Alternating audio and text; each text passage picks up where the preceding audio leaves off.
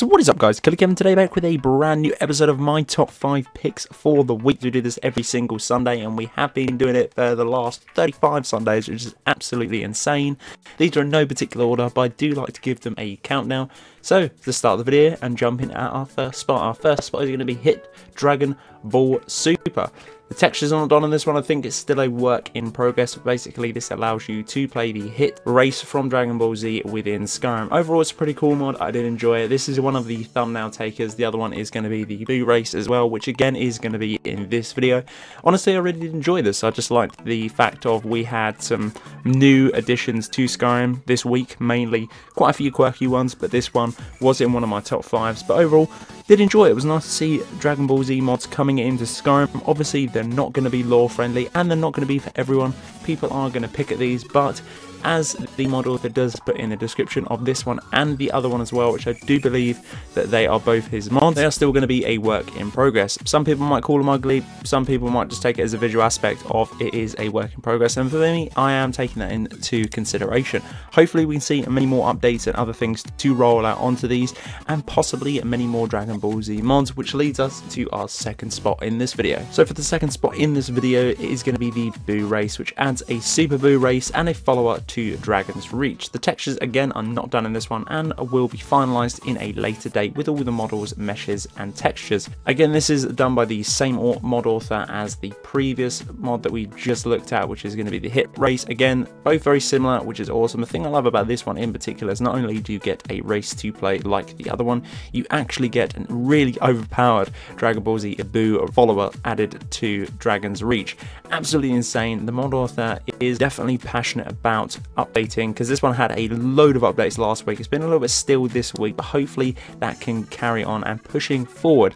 Just to the fact of this mod author is working on Dragon Ball Z Overhaul for the game. It's going to take him a little bit while, but the mod author definitely is open to suggestions.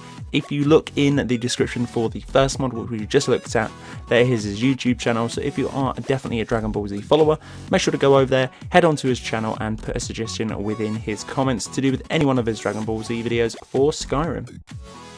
Coming at number 3, and definitely an awesome one and very close to my heart as well, which I really do enjoy this one. Hopefully we can see some Oblivion music over this one. Is going to be Anthology menus, and this is going to be the Oblivion edition. We did again do this in one of the top 5s. They do have a Morrowind one. The Morrowind one is pretty damn dope, but that one does have the theme music from certain different Morrowind clips within that menu. Unfortunately, this one doesn't have any Oblivion music playing in the background, but that is fine by me. Overall, I really do like the aesthetic point of view of this particular mod, and for incredibly low download size of 1.18 megabytes of a download, it's definitely worth a steal and a grab.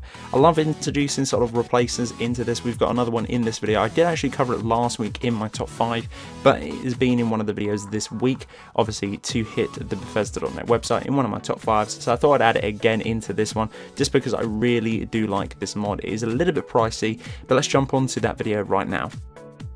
So for the penultimate spot, and what we just talked about, is going to be the TESG load screen replace. This is absolutely insane. Now you're probably thinking a load screen replacer for a massive 64.59 megabytes of a download is astronomical. Who would want that? Well, guys, this has actually been booming up quite a bit. Loads of people have been enjoying this, downloading and favoriting it. This mod replaces all the loading screens within Skyrim, all of them, with 205 high resolution screenshots that resemble the processed paintings, which is absolutely insane. If you haven't checked this out, I'd highly recommend grabbing it. As I said before, I did actually include this within my last week's 34 top 5. If you haven't watched that, go and check that out. There'll be a little card somewhere on the screen. Go and check that one out.